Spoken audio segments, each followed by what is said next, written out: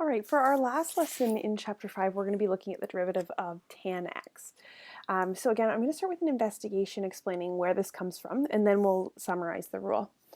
So we know that from 3U math that tan of x is the same as sine over cos. And we also have the Pythagorean identity that sine squared plus cos squared of x is equal to 1. So I'm going to develop the derivative for tan of x by using, instead of tan, sine over cos. All right, now I can find the derivative of this using the quotient rule because I have something with x's over something with x's. So I could be thinking about the numerator as u and the denominator as v. And then I know that the quotient rule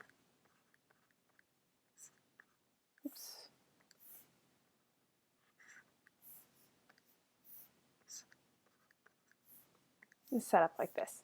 So the first derivative, taking the derivative of the top, the derivative of sine is cos, times the bottom, another cos.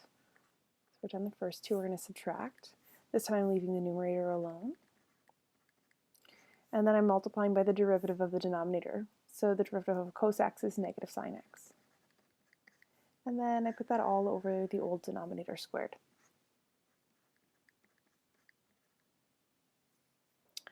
All right, so we're going to tidy this up a little bit. So in the numerator here, I have cos x times cos x. So that is cos x all being squared. Now remember that we have that short form. Instead of putting the cos x in brackets and squaring the outside, I can put the squaring with the cos, which is the same as what I've written over here in the denominator. And then here I've got negative times negative, so that's a positive 1. And then sine x times sine x, so that's sine squared of x, or sine x all being squared. And then I'll put that all over the denominators, tidying that up, bringing the squaring in. Now what I've got in the numerator is sine squared x plus cos squared x, which we said that's the Pythagorean identity from grade 11. So if I have sine squared plus cos squared, that's the same as 1. So my numerator is 1. And another way to write 1 over cos squared x, that's secant squared of x. And so what I get then is that if f at x is equal to tan x, the derivative is secant squared of x. So we're going to summarize that here.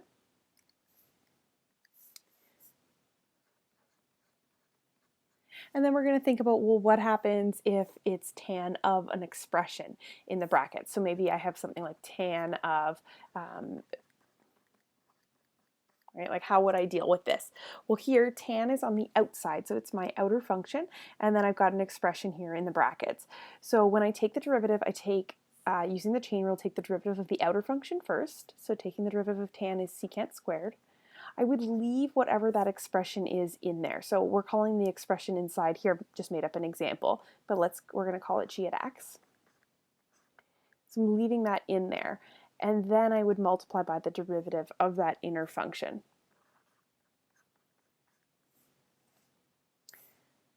All right.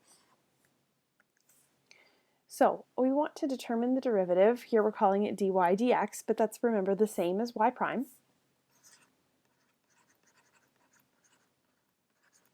The denominator is just telling me that it's y prime with x's in it.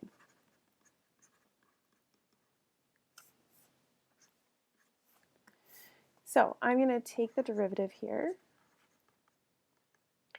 I have a chain rule here. I've got tan of an expression, so I'm going to take the derivative of the outer function. The derivative of tan is secant squared.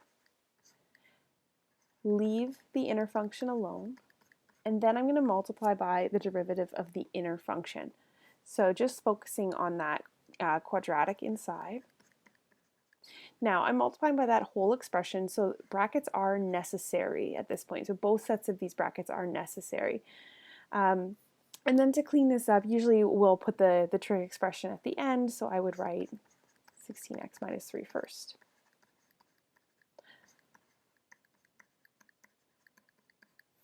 All right. In our second example here, I'm taking the derivative, and this time the outer function is the cubing, and the inner function is the cos x plus tan x. So taking the derivative, taking the derivative of the outer function first, I bring the 3 down, leave the inner function alone, and subtract 1 from the exponent. And then taking the derivative of the inner function, it's an addition, so I can take the derivative of each piece separately. The derivative of cos x is negative sine x, and the derivative of tan x is secant squared of x. All right, so we can clean this up a little bit. I'm going to factor out the negative 1 in this bracket, so I'm going to have to factor it out of both pieces.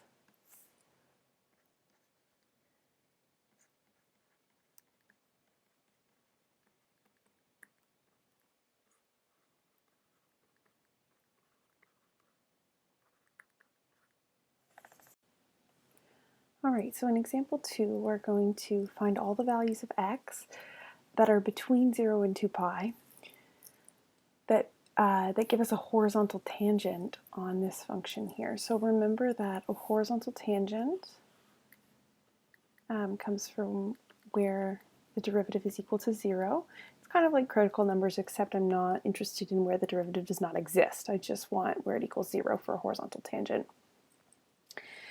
So before I get started here, I'm going to consider the domain of this function. So if f of x is equal to sine x times tan x, remember that tan x does have a denominator involved in it, or you might be remembering the graph of tan x. It has a bunch of vertical tangents in it, and that comes from where its denominator is equal to 0. So for the domain here, I'm going to have restrictions that cos x cannot equal 0, the denominator cannot equal 0. And if I'm thinking about values then of x between 0 and 2 pi that make the cos graph equal to 0, remember that the cos graph is looks like this, and so I end up with these x-intercepts at pi by 2 and 3 pi by 2. So here I know that x cannot equal pi by 2 or 3 pi by 2. And I'm just keeping that in mind throughout the question. Okay, so I'm going to take the derivative, and when I take the derivative, I'm going back to the original.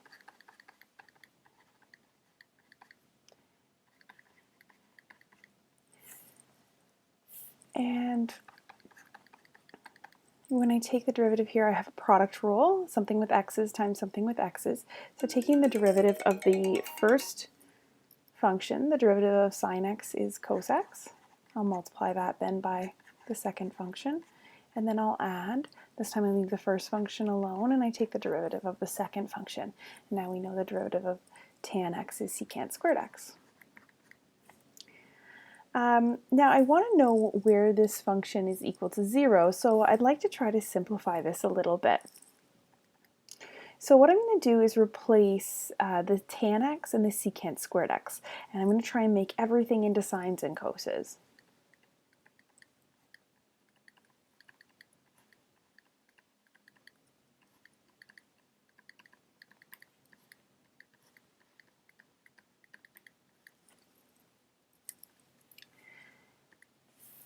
And what I end up with here, you can go a couple of different ways here. You might cancel the coses, and then you'll have a sine x, or thinking ahead, I'm going to have to come up with a common denominator here. So what I'm actually going to do is multiply this fraction by another cos squared in the denominator, or sorry, by another cos x in the denominator to come up with a cos squared.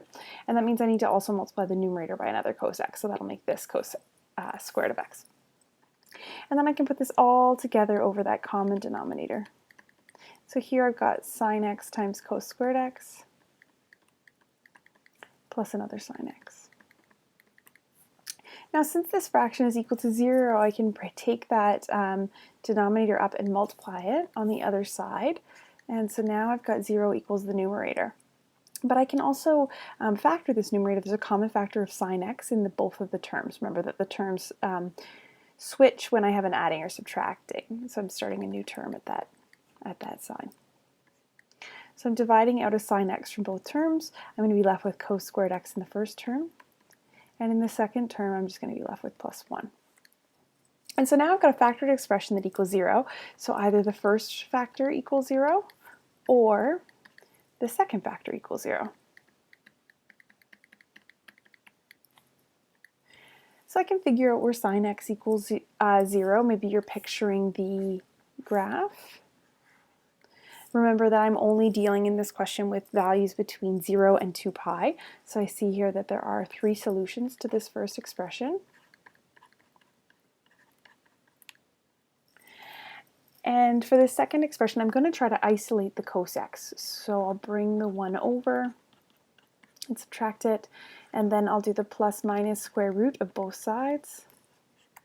But now I have the square root of -1, which has no solutions. So I have 3 different solutions here. That tells me